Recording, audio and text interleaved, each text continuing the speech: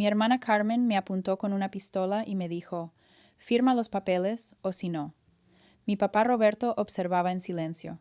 No firmé, solo sonreí y dije, «Mira esto». Ella miró y se puso pálida. 5 segundos después, hubo un fuerte estallido. Ahí es donde terminó el día. Pero donde comenzó, parecía nada más que una reunión familiar. Habíamos alquilado una pequeña casa fuera de Madrid, un lugar sencillo y práctico con paredes beige, sillas desparejadas y una mesa ya puesta cuando entré. Se sentía un poco como la casa de vacaciones de otra persona, y supongo que técnicamente eso era lo que era.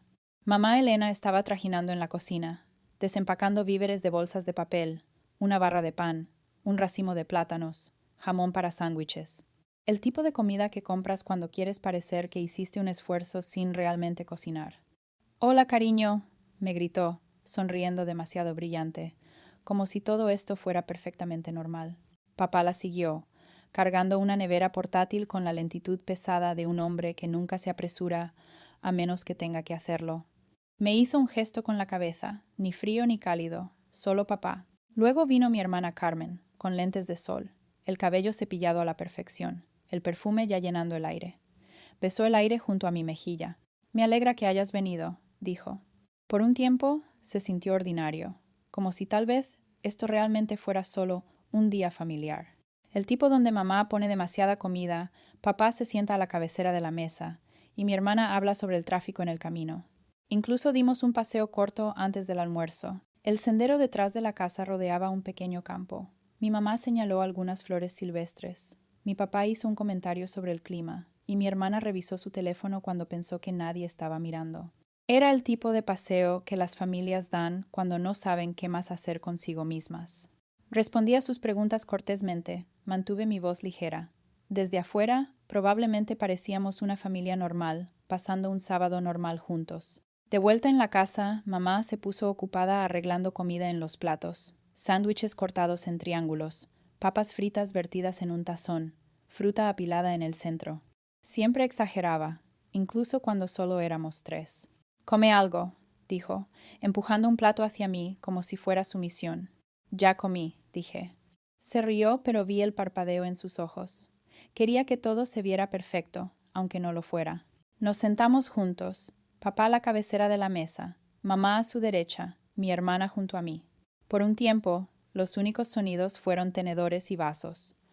El tipo de silencio que no notas hasta que te das cuenta de que nadie dijo algo real en minutos. Entonces mi hermana habló, ligera y casual, como si acabara de pensarlo. «Entonces, ¿vas a hacer algo divertido con la herencia?» La palabra cayó como una piedra en un estanque quieto. Mi mamá miró hacia abajo a su plato. Mi papá tomó un sorbo de agua. Los ojos de mi hermana permanecieron fijos en mí, demasiado brillantes, demasiado fijos. Me encogí de hombros. Aún no he decidido. Su sonrisa se crispó. «Al menos tienes opciones, más que el resto de nosotros». Papá se aclaró la garganta. «La familia debería compartir», dijo suavemente. «Es lo correcto». Bebí mi café.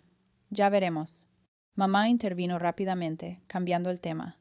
Preguntó sobre mi apartamento, mi trabajo, pero el ambiente ya había cambiado. La herencia se sentó en la mesa con nosotros ahora, más pesada que la comida, más fuerte que el silencio. Comimos un poco más. Mi hermana hizo pequeñas indirectas disfrazadas de bromas. Papá se mantuvo mayormente callado. Mamá siguió preguntando si quería más fruta. Entonces, después de una pausa lo suficientemente larga como para hacer que el aire se sintiera rígido, mi hermana apartó su plato y sonrió. «Ven con nosotros», dijo. «Queremos mostrarte algo». Su tono era ligero, pero algo en mí se tensó. Papá se levantó. Su silla raspó el piso. No me miró a los ojos. Me llevaron por el pasillo a un cuarto de huéspedes, sin cuadros, sin decoraciones, solo una mesa, 2 sillas y una pila de papeles esperando en el medio. «Esto hará todo más simple», dijo mi hermana, deslizando los papeles hacia mí. Papá se paró cerca de la puerta, brazos cruzados, silencioso. Me senté, tomé la primera página. Palabras legales apiladas ordenadamente a través del papel. Pasé a la segunda, luego a la tercera. Mi respiración se ralentizó. Era una renuncia. Un documento declarando que renunciaba a todos los derechos a la herencia y transfería todo a ellos. No una parte, ni siquiera una división. Todo. Solté una risa seca. ¿Hablan en serio? ¿Realmente esperan que firme esto? Mi hermana no se inmutó. Es lo que él habría querido. ¿En serio? Pregunté. ¿Les envió un memo? La voz de papá fue cortante. No seas difícil. No es ser difícil, dije. Es ridículo. La pluma esperaba en la mesa. Mi hermana la empujó hacia mí. Seamos adultos, dijo. Podemos hacer esto rápido y con dignidad. ¿Dignidad? Levanté las cejas. Esto es robo a plena luz con papelería. Su cara se enrojeció. No te lo mereces. Tal vez no, dije, pero no lo voy a firmar. Su silla chirrió cuando se levantó. Fírmalo. No. La palabra colgó ahí, más grande de lo que debería haber sido. Los ojos de mi papá se estrecharon. Te vas a arrepentir de esto. Lo miré calmadamente. Me arrepiento de haber venido. Y entonces, en un movimiento suave, mi hermana alcanzó su bolso y sacó una pistola. La habitación quedó silenciosa. Incluso el zumbido de la lámpara pareció cortarse. Desde la cocina, la voz de mi mamá flotó por el pasillo. El té está casi listo. Mi hermana apuntó el cañón hacia mí. Firma los papeles, dijo. O si no. Mi papá se quedó congelado junto a la puerta. Su silencio dijo más que las palabras. Puse la pluma suavemente. No. Dije otra vez. El aire se sintió pesado, presionando contra mi piel. Entonces sonreí, pequeño, deliberado, y señalé más allá de ella hacia la esquina de la habitación. Mira esto. Su cabeza se volteó. Mi papá siguió. Sus ojos se posaron en el punto negro en la esquina de la pared. La cara de mi hermana se desangró. ¿Qué? ¿Qué es eso? ¿Es una cámara? Saluda, dije. Están siendo filmados. Ella se volteó hacia mí, pánico, inundando su cara, luego de vuelta al lente. No puedes, tartamudeó, pero se detuvo. La pistola temblaba en sus manos. La levantó hacia la cámara. Su voz se quebró. Apágala. No puedo, dije. Está funcionando bien. Sus ojos saltaron de mí al lente. Desesperada, apretó el gatillo. El estallido desgarró la habitación. Mamá jadeó en la cocina, dejando caer una cuchara. La cámara siguió en pie, su pequeña luz roja aún brillando. Los ojos de mi hermana se ensancharon, confusión escrita por toda su cara. Mi papá me miró, pálido y sin habla. Me quedé quieta, calmada por fuera, todo lo demás tenso por dentro, y la cámara siguió observando, firme e imperturbable. Si quieres entender por qué pasó ese día con la pistola, tienes que retroceder un poco. Crecí en una familia donde era la hija del medio, lo que ya te dice la mayor parte de la historia. No era la primera hija dorada, y no era la bebé que no podía hacer nada malo, era la del medio, la que se perdía en el revoltijo. Entonces hice ruido. Ese era mi papel. Si no podía ser notada por ser buena, sería notada por ser mala. Era la niña trepando cercas, escapándose de noche, saltando de cobertizos con un paraguas para ver si me frenaría. No era suicida, solo me gustaba la adrenalina. Me gustaba saber que estaba haciendo algo que no debería. De manera extraña, era la única vez que me sentía viva, porque al menos entonces alguien tenía que mirarme. Si llegaba a casa sangrando, al menos mi mamá tenía que dejar su revista. Si respondía mal en la cena, al menos mi papá tenía que mirarme. Ese era el trato. Aprendí temprano que la mala atención era mejor que ninguna atención. Mi hermana Carmen me odiaba por eso. Ella era mayor, la responsable, de la que mis padres presumían. Pensaba que yo era una vergüenza. Tal vez lo era, pero ella no solo me ignoraba. Se esforzaba por recordarme lo mucho mejor que era ella. Calificaciones perfectas, amigos perfectos, sonrisa perfecta, y luego a puerta cerrada, me clavaría el cuchillo. ¿Por qué no puedes organizarte? No es de extrañar que no confíen en ti. Mi hermano menor Miguel era diferente. No exactamente cercano, pero me veía. Se sentaba conmigo, ponía los ojos en blanco ante nuestros padres, y a veces incluso me cubría cuando hacía algo estúpido. Era el único que me hacía sentir que no estaba completamente sola en esa casa. Para cuando tenía 18 años, no lo soportaba más. Empaqué una bolsa y me fui. Sin red de seguridad, sin fondo universitario esperando, nada. Solo yo y lo que pudiera conseguir. No fue fácil, pero prefería luchar sola que asfixiarme en casa. La única persona que extrañaba era mi abuelo Esteban. No era nada como el resto de ellos. Donde mis padres se preocupaban por verse bien, el abuelo no le importaba en absoluto. Usaba la misma ropa durante años. Sus zapatos estaban gastados. Aparecía en cumpleaños con una tarjeta de la tienda de descuento y un apretón de manos como si acabara de cavar una zanja. Mi mamá solía murmurar: Parece un vagabundo. Mi papá suspiraba y sacudía la cabeza como si el abuelo avergonzara a la familia. Pero a mí me gustaba. Me gustaba que no jugara los mismos juegos que el resto de ellos. No trataba de impresionar a nadie. Ni siquiera parecía darse cuenta cuando la gente ponía los ojos en blanco. Me contaba historias sobre sus viejos trabajos, los lugares donde vivió, la gente que conoció. Nada glamoroso, pero todo real. Y yo ansiaba lo real. A veces cuando salíamos a tomar café, yo pagaba por él porque pensaba que no podía permitírselo. Me sonreía como si supiera algo que yo no sabía. De vez en cuando decía cosas que se quedaban, como, incluso si fuera rico, viviría exactamente igual. Porque una vez que la gente sabe que tienes dinero, dejan de verte a ti. Todo lo que ven es lo que quieren de ti. Siempre pensé que estaba bromeando, solo el abuelo siendo peculiar. Vivió hasta los 96 años. Cuando murió no fue una sorpresa, pero aún dolió. Había sido el único en esa familia que realmente me veía. Entonces, cuando nos llamaron para la lectura del testamento, no esperaba mucho. Ninguno de nosotros lo hizo. El abuelo nunca pareció tener nada. Mis padres fueron porque era formal. Mi hermana fue porque tenía curiosidad. Mi hermano fue porque tenía que ir. Nos sentamos en la oficina del abogado, todos alineados en sillas rígidas. La alfombra olía a polvo y café. Mi hermana se inclinó hacia mi hermano y susurró: «¿Qué crees que vamos a recibir? ¿Sus pantalones viejos?» Mi papá se rió. «Tal vez sus calcetines, los que tienen agujeros».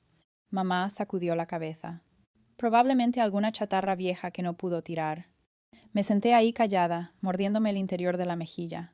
Habían pasado años burlándose de él, y aquí estaban, todavía haciéndolo, incluso después de que se había ido. El abogado entró con una carpeta, se aclaró la garganta y comenzó a leer. Su padre, su abuelo, expresó sus deseos finales en este documento. Nadie se inclinó hacia adelante. Mi hermana revisó sus uñas. Mi mamá se movió en su silla. Mi papá suspiró. Entonces el abogado dijo mi nombre. Deseaba dejar su patrimonio a su nieta. La habitación se congeló. Mi hermana parpadeó. Luego soltó una carcajada.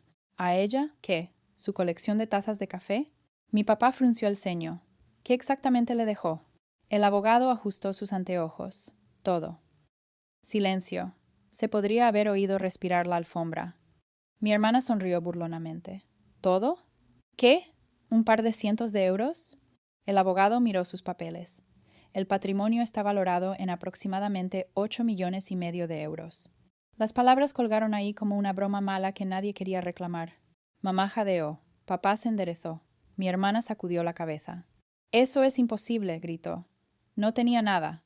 Usó la misma camisa durante 10 años». «Invirtió», dijo el abogado calmadamente. «Durante décadas, cantidades modestas, crecimiento consistente, capitalización compuesta a lo largo del tiempo. Se convirtió en una fortuna sustancial». La cara de mi papá se puso roja. «Esto es indignante. Soy su hijo. Ese dinero debería ser mío». Mamá asintió rápidamente. «Oh, nuestro, no solo de ella». La voz de mi hermana se agudizó. «Ella no se lo merece. Ni siquiera hizo nada». Me senté ahí, mis manos dobladas en mi regazo, el pulso acelerado. Por primera vez en mi vida, todos me estaban mirando. No invisible, no ignorada, vista. Me encogí de hombros a medias. Supongo que él no estaba de acuerdo. Ahí fue cuando sus ojos realmente me quemaron. La furia de mi hermana, la incredulidad de mi papá, la decepción de mi mamá. Había querido atención toda mi vida. Esta no era la forma en que pensé que se sentiría. El abogado siguió hablando, explicando términos, detalles, lo que fuera.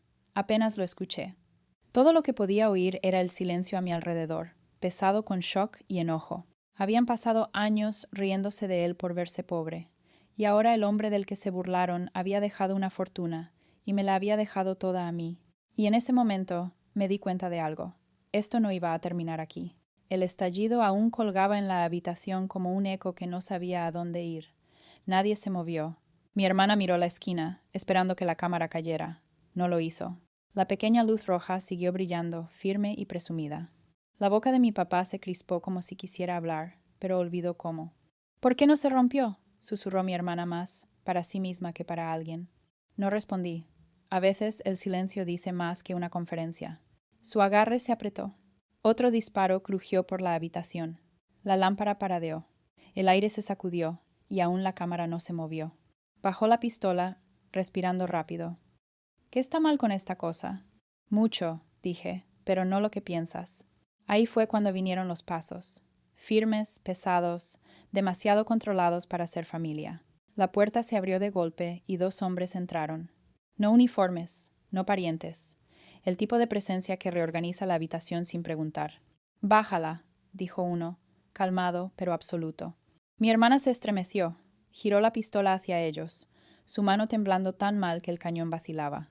No hagas esto peor, dijo el otro. En la mesa ahora. Por un segundo, se veía como una niña en medio de una rabieta, desgarrada entre gritar y rendirse. Entonces su muñeca se rindió. La pistola repiqueteó en la mesa. Un guardia la arrebató, la deslizó fuera del alcance y esposó sus manos rápido y limpio. El otro puso una mano firme en el hombro de mi papá. Se congeló. La habitación exhaló por primera vez en minutos. Miré a mi hermana, con los ojos muy abiertos y acorralada. Todo está grabado, dije calladamente. No vas a salir de esto. Ella me miró furiosa, las palabras listas, pero inútiles. Y ahí es donde haré una pausa y explicaré, no a ellos, a ti, porque probablemente te estés preguntando cómo sabía, cómo no estaba temblando hasta los huesos cuando mi hermana me apuntó con una pistola, cómo me senté ahí firme mientras mi papá jugaba estatua. La verdad es que sí temblé, solo que no donde podían verme. Unos días antes, mi hermano menor Miguel me había llamado. Su voz estaba tensa, nerviosa. Dijo que escuchó algo, mis padres y mi hermana hablando. No dio detalles. No quería ser arrastrado a eso, pero me dijo lo suficiente para que me congelara, lo suficiente para que supiera. No quería creerle. Me dije que nunca llegarían tan lejos, pero en el fondo sabía de lo que mi familia era capaz. Y lo admitiré, parte de mí quería probarlos. Siempre he sido así. Cuando era niña, saltaba de cobertizos con paraguas, solo para ver si me frenarían. Trepaba cercas porque alguien me dijo que no lo hiciera. Me gusta la adrenalina, me gusta el peligro. Cuando has sido invisible toda tu vida, persigues lo que sea que haga que la gente te mire. Entonces sí, fui porque quería ver. Y porque una pequeña parte de mí esperaba tal vez estar equivocada, que actuarían como seres humanos decentes por una vez. Que tal vez comeríamos los sándwiches de mamá, discutiríamos sobre nada y lo llamaríamos un día. Si me hubieran mostrado bondad, tal vez habría compartido algo de eso. Tal vez. Pero no iba a apostar mi vida en esa oportunidad. Entonces contraté profesionales, no la policía, seguridad privada, 2 hombres que sabían lo que estaban haciendo. Me dijeron que no fuera, me dijeron que era imprudente, que no valía la pena. Dije que iba de todos modos, entonces me respaldaron. Entraron temprano, inspeccionaron la casa, instalaron cámaras ocultas. Mientras caminaba con mi familia afuera, revisaron cada esquina y encontraron la pistola. No la tomaron, no necesitaban hacerlo. Solo se aseguraron de que no disparara de la forma que mi hermana esperaba. Cuando apretó ese gatillo, todo lo que obtuvo fue sonido y humo. Entonces esperaron afuera, listos, escuchando, observando. Entonces, no fue suerte, no un milagro, no el destino. Fue planeado, cada segundo de eso. Y ahora eran ellos, no yo, quienes estaban atrapados. El proceso legal se arrastró de la manera que esas cosas siempre lo hacen. Meses de audiencias, papelería, abogados discutiendo sobre palabras que apenas entendía. Y entonces finalmente terminó. El patrimonio fue liquidado. Yo era la única heredera. Hasta el último céntimo era mío. Escucharlo hablado en la corte no se sintió triunfante. Se sintió extraño, como si el suelo se moviera debajo de mí y yo todavía estaba esperando el equilibrio. Por tanto tiempo me había preparado para que alguien me lo quitara. Ahora no quedaba nadie que pudiera. Los juicios de mi familia corrieron paralelos al mío. Mi hermana Carmen se paró en la corte primero, 7 años. El juez no midió las palabras. Amenazar a alguien con un arma de fuego no deja espacio para excusas. Ella intentó lágrimas, pero era demasiado tarde. El turno de mi papá vino después. No apretó el gatillo, pero se paró ahí y lo dejó pasar. 2 años. La expresión en su cara decía que pensaba que el silencio era más seguro. Estaba equivocado. Mi mamá fue la última. Se había mantenido en el fondo, convencida de que eso la protegería. No lo hizo. Libertad condicional, servicio comunitario, un récord que la seguiría de todos modos. No celebré. No me sentí reivindicada viendo cómo los llevaron fuera de la corte. Solo me sentí cansada. El tipo de cansancio que solo obtienes después de años de cargar peso que no pediste. Pero debajo del agotamiento había algo más. espacio. Por primera vez había espacio para imaginar una vida que fuera mía, no una que ellos dictaran, no una construida alrededor de ser la niña pasada por alto o el chivo expiatorio, una vida donde yo podía decidir qué importaba.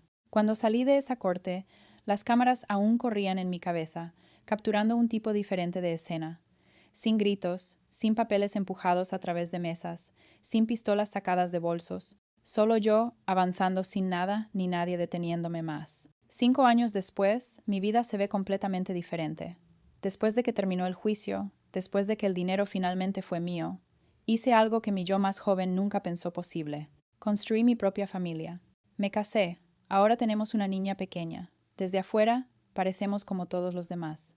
Una casa modesta en un barrio tranquilo, un auto sensato en la entrada, vecinos que charlan sobre el clima y cuyos niños juegan en la calle. Para cualquiera que observe, somos una familia de clase media, viviendo una vida de clase media. Pero la verdad es que el dinero cambió todo, calladamente. Lo usé de la manera que el abuelo Esteban habría querido, inteligentemente, no ruidosamente. Invertí tal como él lo hizo. Establecí un fondo fiduciario para mi hija, no para malcriarla, sino para asegurarme de que siempre esté segura cuando sea mayor.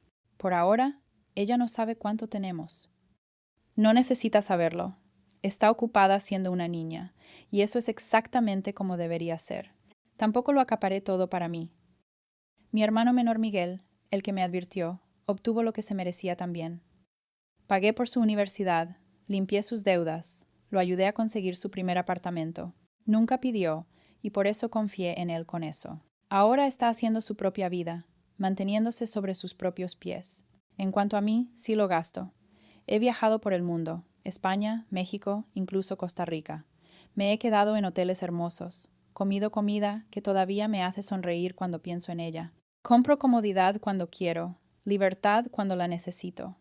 Pero cuando estoy en casa, me visto simplemente. Compro en la misma tienda de comestibles que todos los demás. Para el mundo exterior, nada se ve inusual. Así es como me gusta porque finalmente entiendo lo que el abuelo quiso decir. Si la gente piensa que eres rica, solo verán el dinero. Si piensan que eres ordinaria, puedes vivir libre. Todavía persigo un poco de adrenalina de vez en cuando. Paracaidismo, buceo, escalada de montañas. Pero lo hago con seguridad. He aprendido cómo alimentar esa parte de mí sin romper todo lo demás. Al final del día, no necesito que extraños vean riqueza en mí. Necesito que mi hija crezca segura, feliz y libre.